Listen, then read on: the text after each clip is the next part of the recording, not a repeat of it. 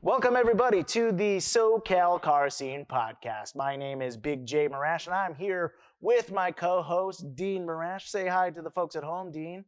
Hi, folks at home. Thanks for coming. We're excited to have you, man. Yeah, we got a great show here for you today. We got a second installment of Current Car Trends, where we talk about what's hot and what's not in the car world and also in the Southern California car scene.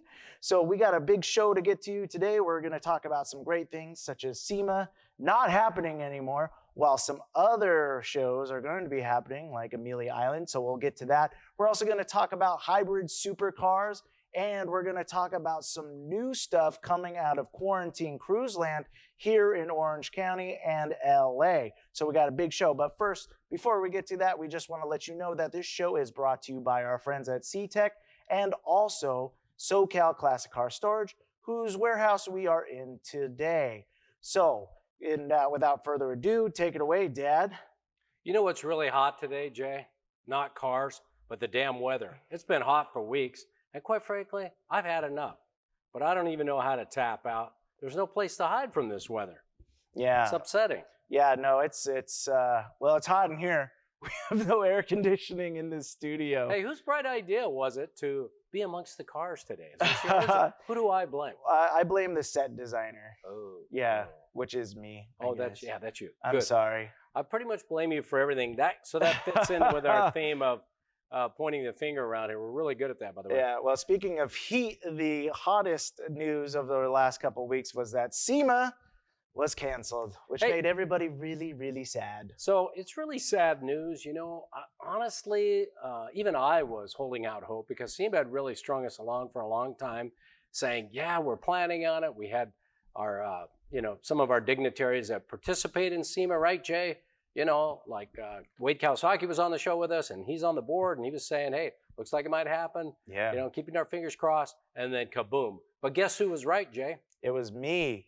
You were right. Yeah, I remember in our first little video episode, I said, SEMA's going to get canceled. And you're like, you think SEMA's going to get canceled? I'm like, absolutely. And sure enough, here we are. Can I tell you car people, the hardest thing to do is to accept that your son is right. You know what? But when he is, I got to give it to him. So, Jason, what happens to all these incredible builds that have been on the sidelines getting ready to, just kind of put the finishing touches on? I know Chris, one of our customers, has got one. Many of the people that have been on our show have one. What happens to all those builds? You know what's funny is actually I think that they're taking a sigh of relief. Because I bet building a SEMA car adds a lot of stress, because you just want to get it perfect.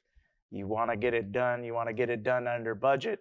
And you want to impress the pants off of everybody, so you just obsess over it and you obsess over it. So I think that a lot of people actually just breathe the sigh of relief. So you think now they get to stress out for another year about the car? So the perfectionist level is going to be taken to the next level. Oh yeah, the SEMA cars for 2021 could be the best ever. Based on that theory. Yeah, those people don't have any excuse. They could be absolutely. They had 2 years. Yeah, and these cars might actually run. Yeah. You know what I mean? Like unlike previous SEMAs. Well, just kidding. Yeah, right. But what about all the manufacturers, Jason? All kidding aside, companies like Coker Tires, legendary companies who we've had on the show, the CEO, all these other companies. This is an integral part of their sales and marketing strategy. They launch new products. There's plenty of press coverage. There's an opportunity to really make a big splash. How big of an impact do you think it really is for the real design of SEMA, equipment manufacturing? Well, I think that it's going to be hard to tell. From what we're gathering out there, it all depends. It all depends on what you do in the business, what you make. Custom car makers are making money. They're surviving, and I guess it's just because people are at home, working on the car. It's like the home improvement industry, like these places like Home Depot and Lowe's. Yeah. They're having sales because everybody's at home working on their home improvement project. That's the same thing with cars. But what if you're making products, right, that go into cars, and and you're going to launch this brand new G-Whiz. Yeah. I don't know, a brand new cutting edge upper and lower control arm, and SEMA is a big part of your rollout.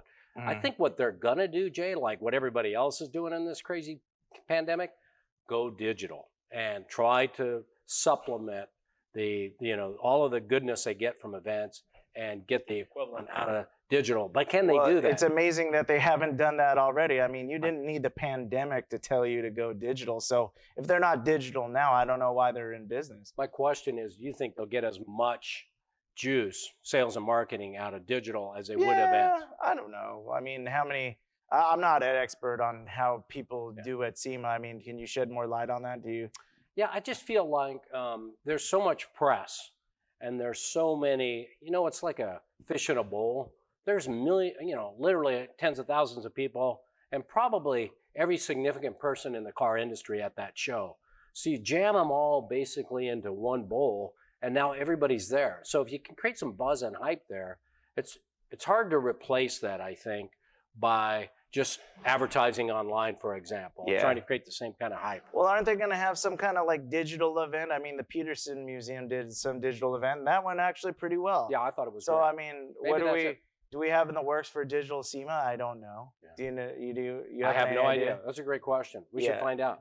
There probably will be social virtual distance SEMA. Okay. Who knows? But yeah, as far as affecting the car industry as a whole, I don't know. I have no idea. What I would really just say, where it's just like, who can adapt? Yeah. Who can pivot themselves?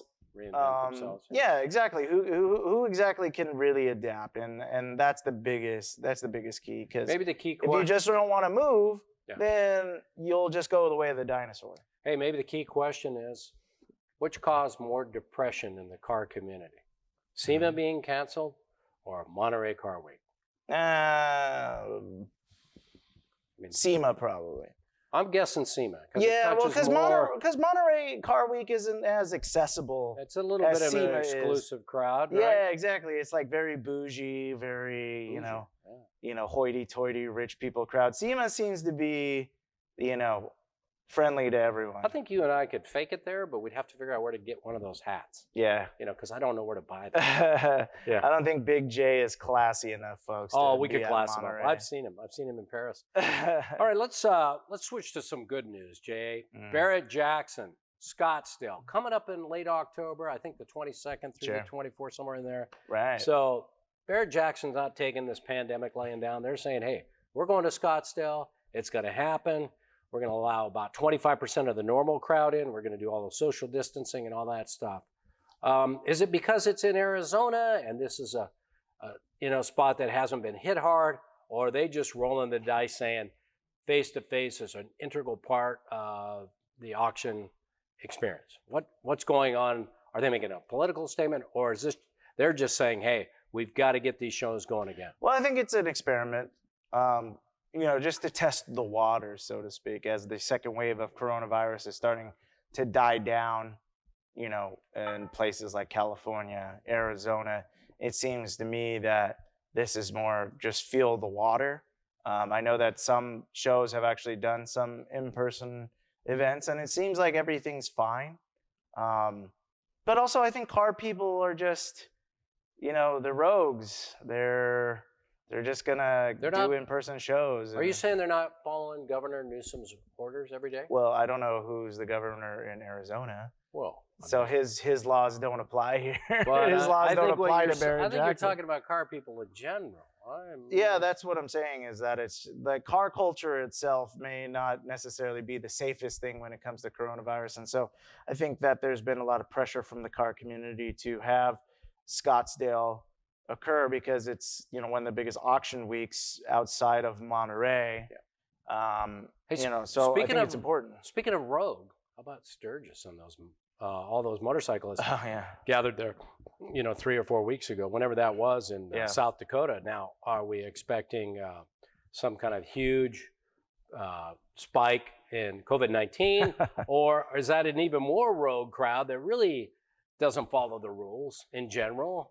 And, maybe Sturgis is really, to me, the first event that really went live after this pandemic really became a serious problem. So I think we're going to see more and more of these, but we also have to keep an eye on if there's any spike in COVID-19 after the events. Well, I think motorcyclists are much more maverick than, Yeah. than the car Think community so? as a whole. Yeah, they put us to shame. So Sturgis, ooh, that's a touchy subject. You think? Yeah, yeah, it's a little bit of a touchy subject. I mean, I was cool with it. Yeah. What can you do? If people want to go, Well, what are you going to go stop? You're also going to go noticed, arrest like 500,000 well, people for going? my theory is South Dakota marches to the beat of a different drummer. It's very similar to Arizona in that Yeah, they don't take crap from nobody. sure. It's, like Texas, they do what they do, and they're going to do their thing. So I feel like part of this is finding a state that's receptive. Yeah, and I think know what I mean? Arizona being a much more conservative crowd, Fair enough. it's much more conservative than a Nevada or California. So I think that's probably why they're going to have it. But they're only going to have 25% of the people. I mean, how much is that really going to make a difference? Because all these restaurants, they have outdoor seating, but they're not even coming close to, making the profits that they, had when they could have full capacity of seating. So, Well, we'll talk a little bit more about the sell-through rate. Some of these others, we'll talk about Monterey Week later on, and I think that, and the cars that actually go through. But hey, Jay, why don't we get out our fancy hats and our sweaters, and we'll be all ready for the Amelia Island show coming up in March.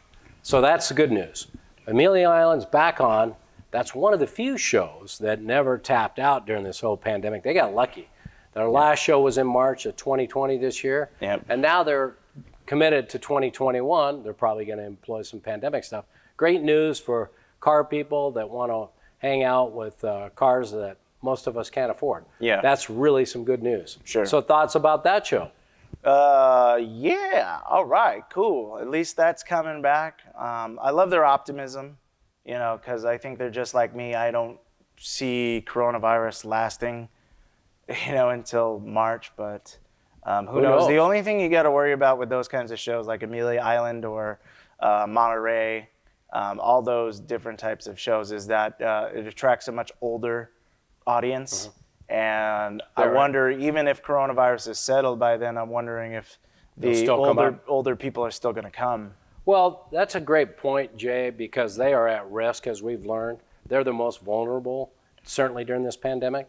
And so I think they're going to have to be super careful with that audience to make sure that social distancing and all the rules that govern that are going to be in place. So we'll look for that. The other thing that's really exciting about, to me, Amelia Island is we're going to have so many of our guests, like Wayne Carini are going to be there.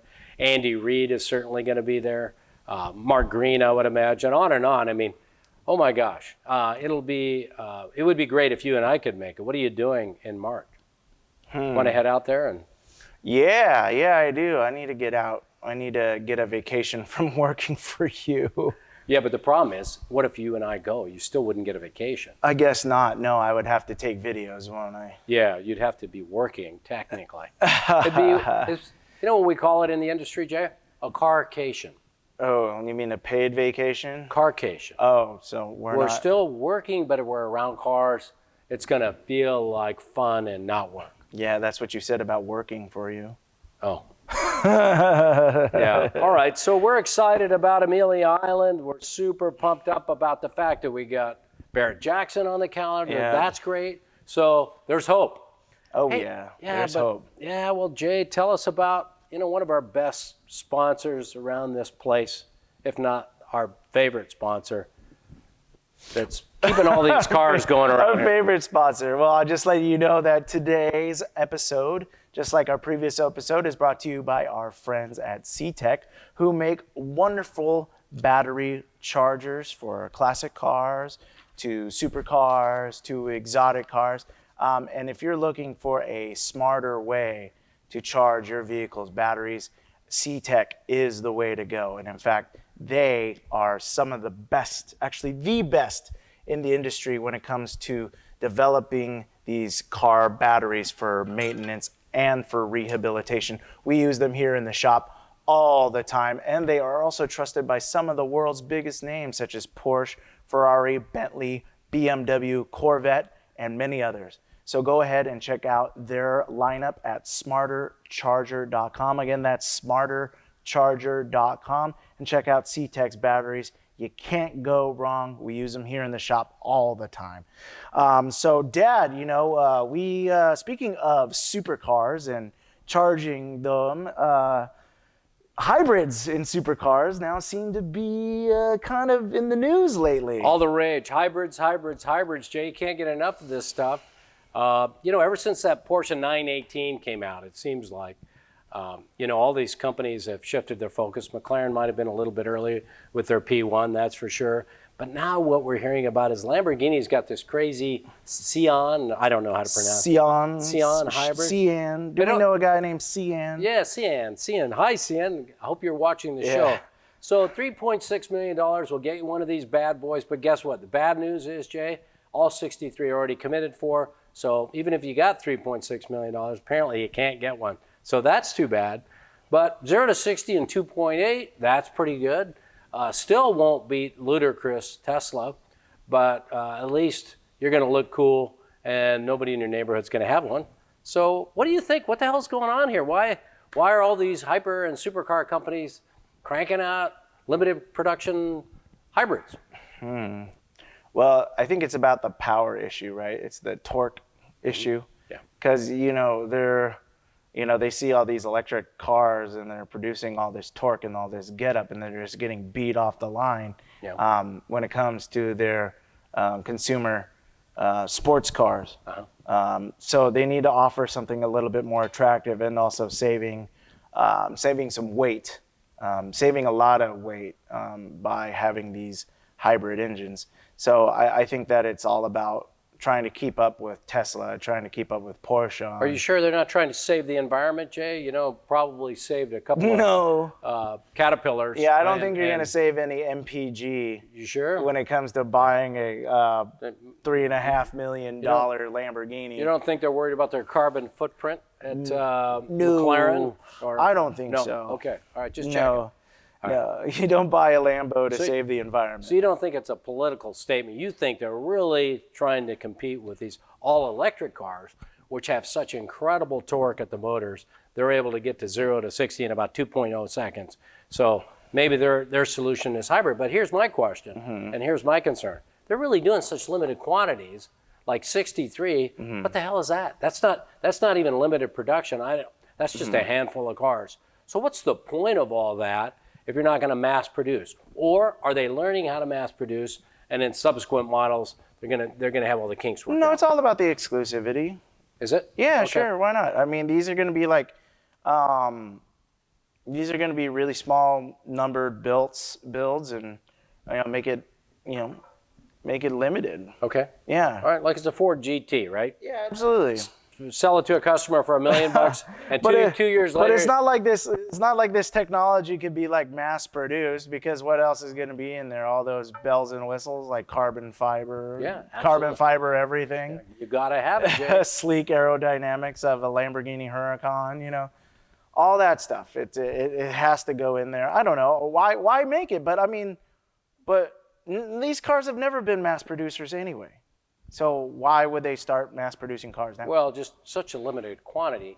I got to feel. Well, what are your thoughts? I almost feel like what they're doing is creating street legal race cars. Sure. So really, they're not calling them race cars, but I feel like they are. I bet they would beat most race cars out on Nuremberg and some of these tracks. I think they're that good, and so I'd like to see one of these cars line up against an IndyCar or a F1 and see what happens. Yeah, maybe we'll see him at our local autocross show. Oh yeah, autocross, that's for sure. Okay, let's talk about another company, McLaren. They built the Speedtail hybrid. You heard about that one, Jay?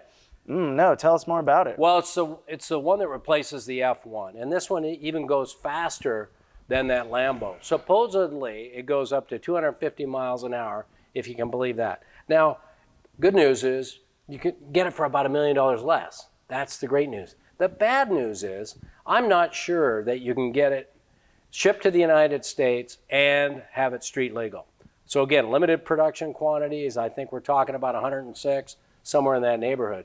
But again, McLaren doesn't want to be one-upped by their good friends at Lamborghini. That's for damn sure here. And the Speed Tail is an awesome looking car. But again, everybody in the hyper and supercar land seems to be doing it. But, what are your thoughts? Have you seen that car? What do you think? I think that it's all about just it's a torque arms race. That's what it is. Torque arms race. It's a torque arms race. We see how many, but it's also all about efficiency, right? Because now, you would think that the natural progression would be able to put like larger engines in cars. That's not what's happening. No, here. not at all. And in fact, now we're seeing like V6 twin turbo, like how much. It's all about efficiency. Yeah, because that's what it comes down to. And weight reduction. And efficiency isn't just for environmental reasons anymore. Efficiency is now about performance. It's about winning. It's about, you know what I mean? The more weight you save and the more power you can produce in a smaller area, why wouldn't you do that? I think we should dial up Michael Bream and get this conversation going, because I really want his take on these hybrids. Well, maybe it is like like the computer age, is that it's not about getting bigger, it's about getting smaller. Yeah. It's about getting more power out of a small engine. And that's something that Porsche has been doing for a very long time, getting a powerful engine in such a small space. Hey, I got a crazy idea. What happens if this is all about racing, and the future of racing is hybrids? We love the noise. We love aspects of the noise at the racetrack. What if hybrids replace F1s tomorrow? Well, what do you think that the advantage is having a hybrid race car? Well, it's tremendous, the instantaneous torque. You ever watch the F1 race when they start off? They start off really slow. It's shocking to me how well they don't accelerate. They really just don't accelerate like like you go down to the dragster and watch a dragster. I mean, in seconds. It's done. 3 seconds, it's done. So I think that's it. So instantaneous acceleration from low speeds. Yeah, I think. No doubt. All right, Jay, we've reached the limit of our ignorance on hybrids, but let's talk about something that's really exciting and new as a result of COVID. COVID's the great inventor of things, it seems like. From the ashes, out comes some pretty cool new stuff around here. One of them certainly is this whole idea of a drive-in movie. They're back. Our good friends from Cruise and PCH have launched drive-in movies, I think every 3 to 4 weeks here in Irvine. So what do you think, Jay? Pile everybody in the old station wagon or the Bronco and head on down to your local theater and watch Days of Thunder? What are you thinking, bud? Huh? I haven't gone to any of these drive-throughs. Yeah, not too many people have. I'm sorry, not the drive-in movie theaters. Everybody's like, oh, you need to go to drive-in. I don't know. I haven't been out there, but it seems like a really good idea. It seems like it's fun. Yeah. Family fun? Why not? Because its ability to, combine cars with movies and, both things that people, just average people are missing, going to the movies and hanging out in their cars. Yeah, it's a really good idea. The only drawback, though, is that, honestly, I think it's just too expensive. $50? What was the first one? Well, I don't know how much they're always going to be, but like if you jam, look, in the old days, Jay, they made us pay for everybody. So we'd hide our friends in the trunk of the 64 Ford, and then when we pulled in, 3 or 4 would jump out of the trunk. Mm-hmm. So so now they're assuming that you're going to be hiding a bunch of people and you're going to lie about how many people. So what they're saying is, as many people as you can jam in the Suburban. Mm-hmm. If you get 7 or 6 people in a Suburban, that's a heck of a lot better deal than to go into the movie theater. I don't know. Think about it. What's a movie cost you today? $20? Well, 15? But what's the benefit of that over being at home? I mean, I don't know. Like I said, it seems like it's just too expensive. I mean, if it was half the price, I think it would be like worth it. But I think $50 was a little bit ambitious. Well, look. It's definitely it was definitely a turn-off point for me. Yeah, but I was like, okay, that's cool, but then I was like, $50. Guess what? The movie theaters aren't open right now in a lot of places, and so you don't have any alternatives. So what do you saying? Price goes up because of supply and demand? It's still cheaper than going to the theater. If you're just going with 2 people. You definitely don't want to go by yourself or with your date. Only if you're going with just 2 people. But that's the thing, Jay. You don't know about this. I do. I'm old enough to remember. These drive-in movie theaters were all your friends in the car, all your family in the car. That's the way it was. We had a blast, and of course, there was never any drinking in the car. Yeah, just okay. to be clear about that. Yeah, no ganja either. Yeah, for sure. Hey, Jason, let's switch topics. I'm going to ignore that. Block parties. What the heck is going on? Another new thing. What's going on in this car world? Well, I'm actually curious to see myself. There's a couple of these different things that are showing up on Instagram where people are having these block parties, these neighborhood events where people just park around the neighborhood, and then it's like a car show. So but it's like more like a block party, yeah. So you open up the trunk, you got your cooler, you got your snacks. Yeah. You know, you just is it a neighborhood takeover thing? Is that kind of what's going on? I don't know. I'll have to go check that out. Do we get the neighborhood's approval, or do we just show up? I have. You know what? I think it's going to be interesting to see what happens to these neighbors who aren't going to appreciate all the noise outside. And I'm not sure everybody loves cars. But I'm sure that people who have organized it, though, have knocked on doors and just said, hey, like, can we have a party?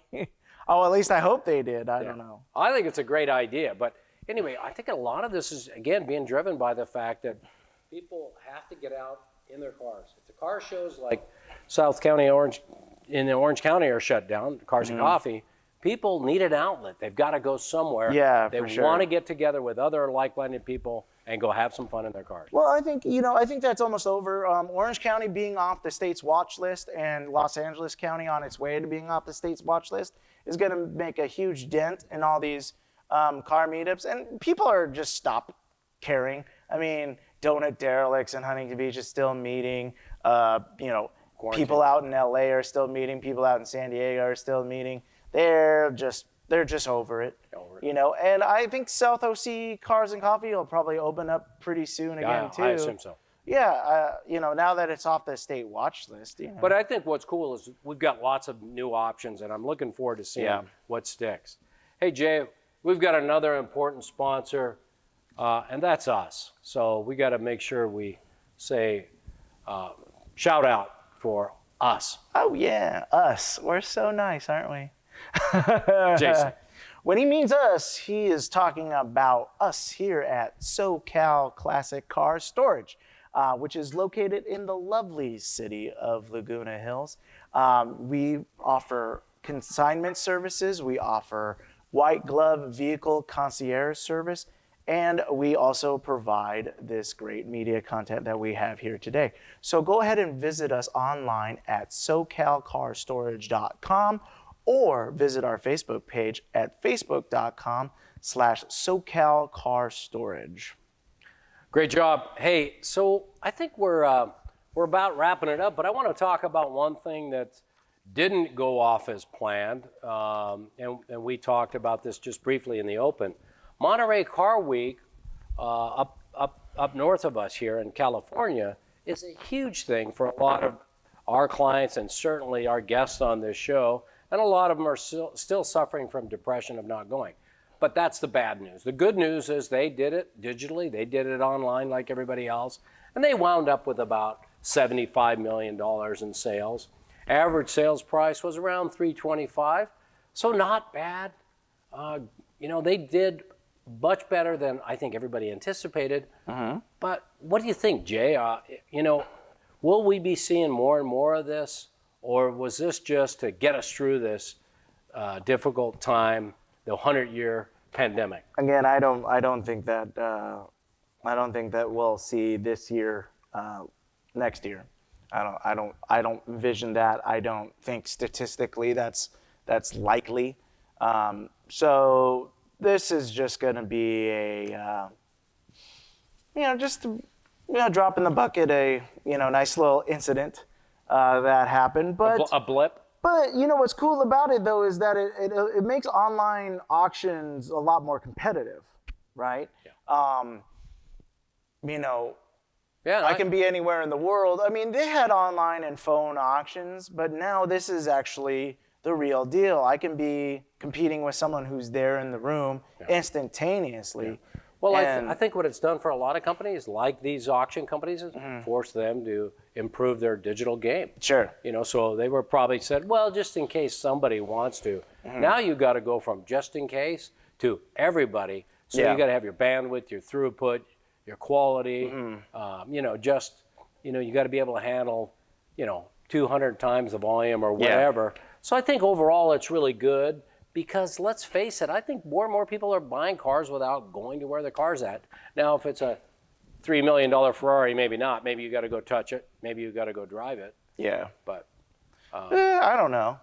Well, it allows anybody to be there. It allows any rich person to just be there. So I think that the big car auctions will come back to in person, but internet players are going to be, big. Yeah. Well, I still think one of the things that I heard about this show was that it went really well, but there's still a reluctance to take your, $2, $4, $5 million car and sell it at these auctions that are completely digital. So not quite sure that everybody's feeling the love, especially on these really high-end cars. But again, that could be a process too, where folks that are selling vintage automobiles need to adapt and get used to it. So overall, there's a lot of upside to this pandemic because companies and events like that are learning a lot of new skills on the fly. Just like us. Just like us. Like us. On this podcast. Is that what you're saying, Jay? Yeah, for sure, for sure. No, we're becoming fast experts. Okay, Jay. So I think that's about it. Is there anything else you want to touch on this second episode of Current Car Trends? I think that we got it here, Dad.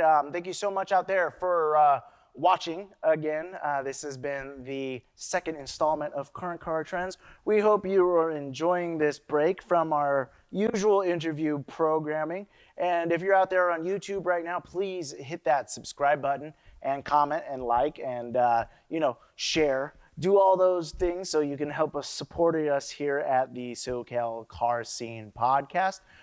If you want to see more of our episodes, again, subscribe to our channel or go visit our channel, The SoCal Car Scene. Remember that So and Cal are two separate words, so that way you can find it on YouTube. And for those out there listening in audio land, make sure that you hit that subscribe button and also find us on Apple iTunes, Google Play, Stitcher, Spotify, or anywhere that you get your podcast. That'll do it here for us at SoCal Classic Car Storage and the SoCal Car Scene. I'm Big J, and you were also listening to my father, Dean Marash. Thank you so much for stopping by, and again, happy driving.